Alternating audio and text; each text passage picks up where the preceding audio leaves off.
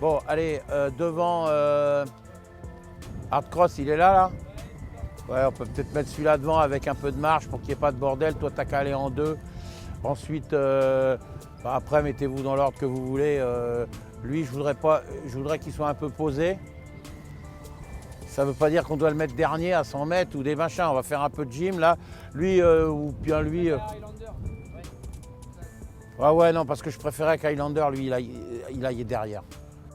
On va partir une haie, le talus du sable, le gros open ditch. Le talus, la grimpette, la haie noire, la double barrière. Talus du sable à l'autre main. Le vert de la route tout à gauche. La ligne de steeple ici. La grimpette. Après la grimpette, vous prenez le vert déchaillé bien à droite en passant par l'intérieur du rond. Hein, et vous sautez le petit open ditch en dernier obstacle. On fait la volte et on vient me voir. Espacez-vous un peu que ce ne soit pas le Beans.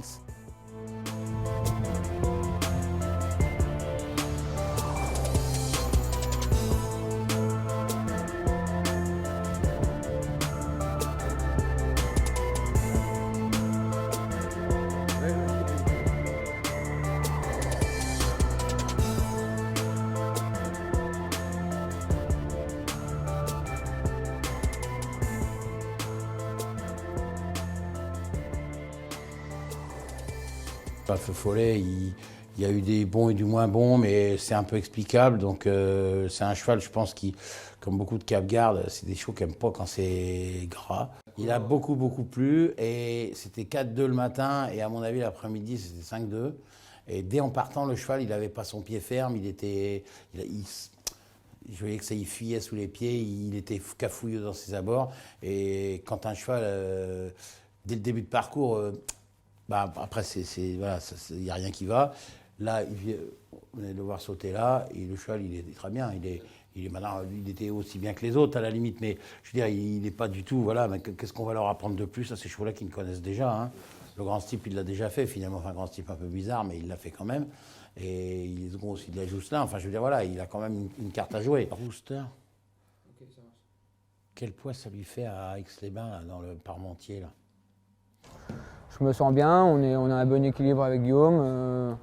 Voilà, le feeling passe bien, on arrive à communiquer correctement et à se dire les choses. Et voilà, et du coup, c'est tout de suite plus agréable de travailler dans ces conditions-là.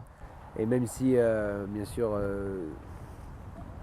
Feu Follet qui va courir là, le Grand Steeple Chase de Paris, sera ton premier donc.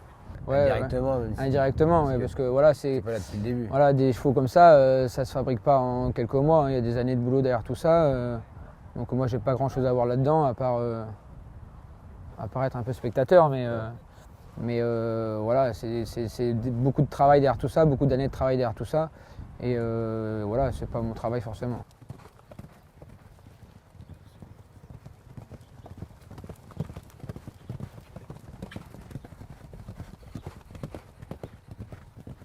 Si un jour il y a des chevaux où ça a commencé au début de l'histoire ici, il sera beaucoup plus partie prenante dedans puisqu'il sera au début de l'histoire. Là, il est un peu à une pièce rapportée au départ, mais c'est pas ça qui compte. Ce qui compte, c'est que, enfin aujourd'hui dans cette histoire-là, c'est qu'on peut arriver à transmettre un peu quelque chose avec des gens qui sont convaincus d'un système et diviser un peu le truc, parce que franchement, ce boulot aujourd'hui, si on a des exigences comme je les ai, il devient très difficile à exécuter, à mettre en œuvre. Que je pense qu'il y a je reste persuadé qu'on est tombé dans un certain anachronisme dans ce qu'on fait. Peut-être que les canters... C'est un peu dur. Moi, je vis pour l'instant plus ça comme un soulagement quand ça se passe bien, plutôt que... Et j'ai un peu de mal à réaliser, et surtout, j'ai l'impression que j'ai pas forcément trop envie de réaliser non plus. Parce qu'on sait que c'est dur, et c'est pas parce qu'on a une belle victoire, voilà, c'est plus un objectif, on a rempli l'objectif. Donc je vis un peu plus ça comme un soulagement en me disant c'est bon, c'est fait, maintenant on passe vite à autre chose pour... Voilà, pas trop rester sur un nuage parce qu'on est obligé de rester concentré. Il faut tout de suite voilà, revenir sur des bonnes bases, se remettre au travail tout de suite. Donc pour l'instant, voilà, c'est plus un travail accompli plutôt que de rester sur un nuage pendant 3-4 jours à profiter. Mais voilà, peut-être qu'après quelques années, j'en profiterai un peu plus. Tu sens la pression, enfin, les chevaux montent en pression là, au fur et à mesure avec le travail. Ah oui, forcément, on monte dans les gammes et les chevaux le sentent forcément un peu. Donc voilà, j'avais déjà eu la chance de vivre un peu tout ça il y a quelques années déjà avec Guillaume. notamment pour le grand style de Storm of Saint-Lys de Belle-la-Vie. Donc j'avais déjà eu la chance de vivre un peu tout ça. Et voilà, quand on est épaulé par un homme comme Guillaume Macaire, forcément, qui lui est très serein et a beaucoup d'expérience sur tout ça, on vit des choses beaucoup plus calmes. Si je te parle de David Cotin, Bah ouais, je trouve ça magnifique.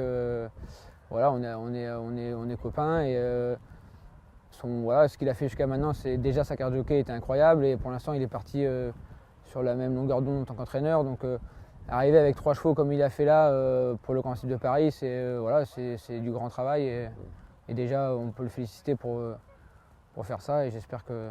je pense qu'il est tendu un peu. Ouais, je pense que ouais, ouais, je lui laisse ce côté-là. Ouais.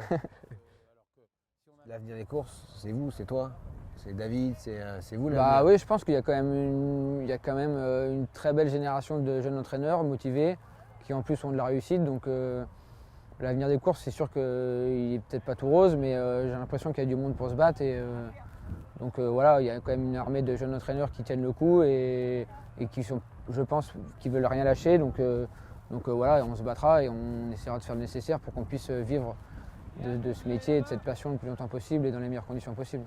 Il y a le Grand Style qui arrive là dans quelques jours. Si tu me dirais pour que si je peux pas y aller, au moins que j'aille ma télé et que je suive. C'est quand même la plus grande course de l'année. C'est toute personne qui commence dans les chevaux, que ce soit un éleveur, que ce soit un propriétaire, un entraîneur, un jockey, c'est la course dont tout le monde peut rêver. Et on travaille tous pour ça en espérant un jour pouvoir gagner ce Grand Style de Paris. C'est vraiment j'en ai des frissons rien que d'en parler, mais ouais, c'est exceptionnel, quoi.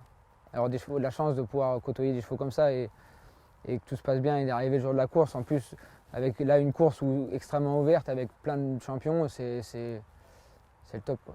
C'est le kiff.